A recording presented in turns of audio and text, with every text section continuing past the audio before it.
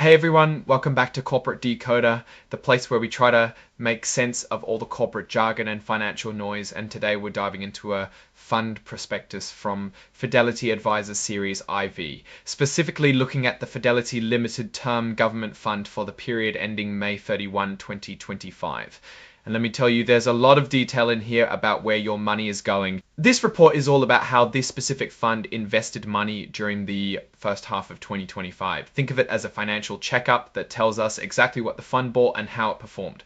So what is this fund actually doing with the money it manages? Well, it's primarily investing in government and mortgage-related securities. We're talking about things like US Treasury obligations, mortgage-backed securities, and even some options and short-term investments.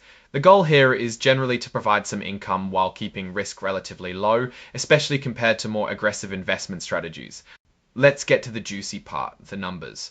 As of May 31, 2025, the total size of this fund was about $175 million with 235 different investments. That's a decent number of holdings, suggesting some level of diversification. Now look at this. US Treasury obligations make up a whopping 74.8% of the fund's assets. This means the vast majority of the money is placed in US government debt. These are generally considered safer investments, but the yield on them can fluctuate quite a bit depending on what the Federal Reserve is doing with interest rates. For example, they hold US Treasury notes that pay 0.25% interest and mature in October of 2025. That's a very short-term investment, and the interest rate is quite low, which is typical for very safe, very short-term government debt. But then you see things like US Treasury notes paying 4.875% due in October 2028. Those are longer term notes with a higher interest rate. This shows the fund is balancing different maturities and yields within the US Treasury market. Next up, 17.2% of the fund is in CMOs and other mortgage-related securities. CMO stands for Collateralized Mortgage Obligation. Basically, these are bundles of mortgages sold to investors. Look at this one, a Freddie Mac multifamily structured pass-through certificate from 2015, paying 3.284% interest due in June 2025.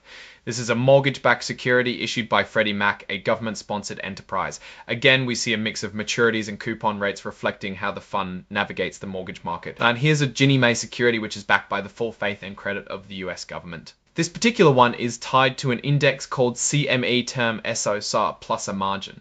It matures way out in 2061, showing the fund is making some very long-term bets. Then we have about 4.4% in US government agency mortgage securities. This is similar to the CMOs, but often represents securities directly issued or guaranteed by government agencies. Here you can see they hold uniform mortgage-backed securities paying 6%, maturing in July 2055.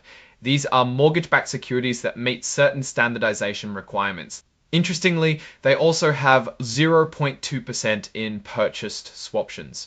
A swaption is essentially an option on an interest rate swap. It gives the holder the right but not the obligation to enter into a swap agreement at a specific rate. This shows the fund is using derivatives not just to invest directly, but also to manage or speculate on interest rate movements with these options. They also hold 6.4% in money market funds. These are very safe short-term investments that hold cash or cash equivalents. Specifically, they have over $11 million in the Fidelity Cash Central Fund. This is typically used for holding uninvested cash or as a quick place to park money. Now let's look at how the fund performed financially. For the 6 months ending May 31, 2025, the fund earned about $3.7 million in investment income, mostly from interest. After expenses, the net investment income was around $3.46 million.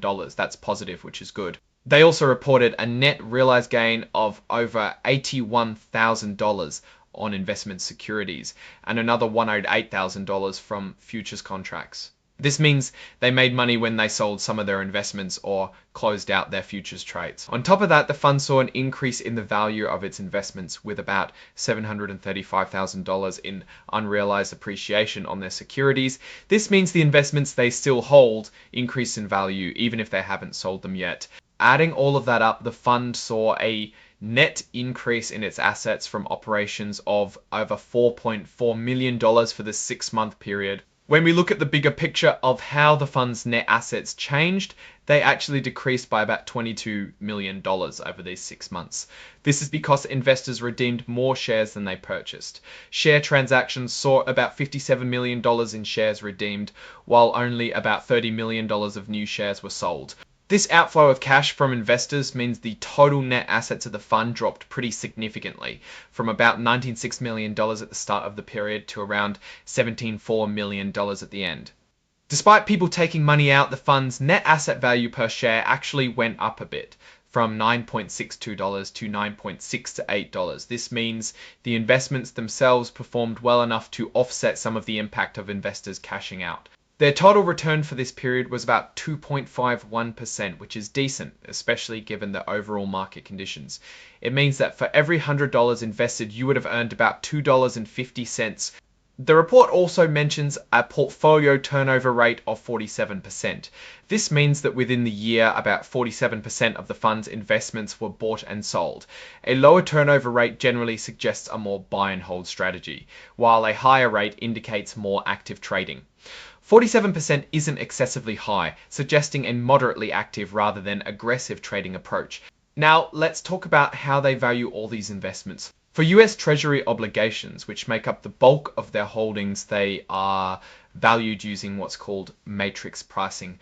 This means they compare the bonds to similar bonds that are actively traded in the market to figure out a fair price. These are generally considered level 2 inputs in the valuation hierarchy, meaning they're based on observable market data but aren't directly quoted prices for the exact security. Their investments in money market funds, including the Fidelity Cash Central Fund, are valued at their net asset value, which is basically their closing price each day. Since these are highly liquid and actively traded, these are considered level 1 inputs, meaning they are valued based on unadjusted quoted prices in active markets.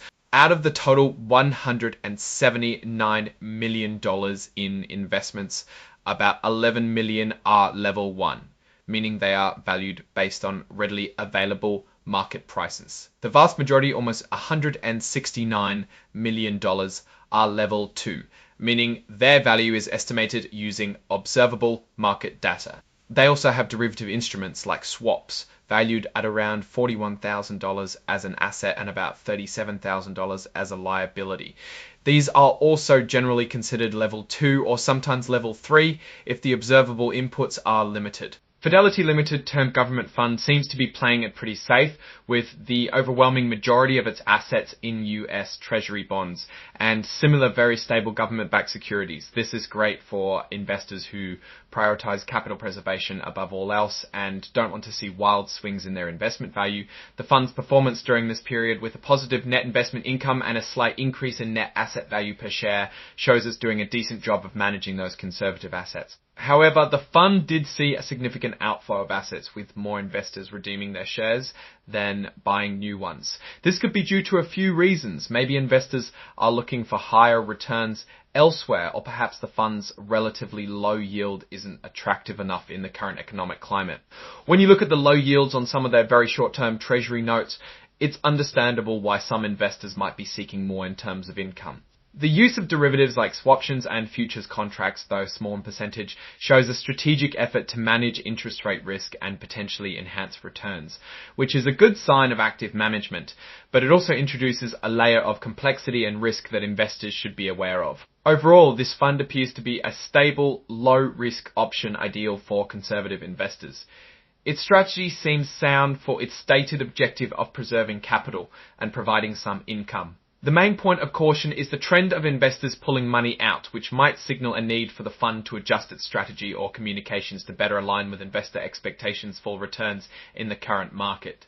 The diversification within its core holdings, primarily US Treasuries, is strong, but the growth potential is naturally limited by this conservatism. Alright, that's our breakdown of Fidelity Advisor Series IV's latest filing. What's your take on these numbers and what they signal for the company's future? Drop your thoughts in the comments. If this analysis was valuable, hitting that like button really helps, and subscribe for more deep dives. Don't forget to check out the Discord in the description.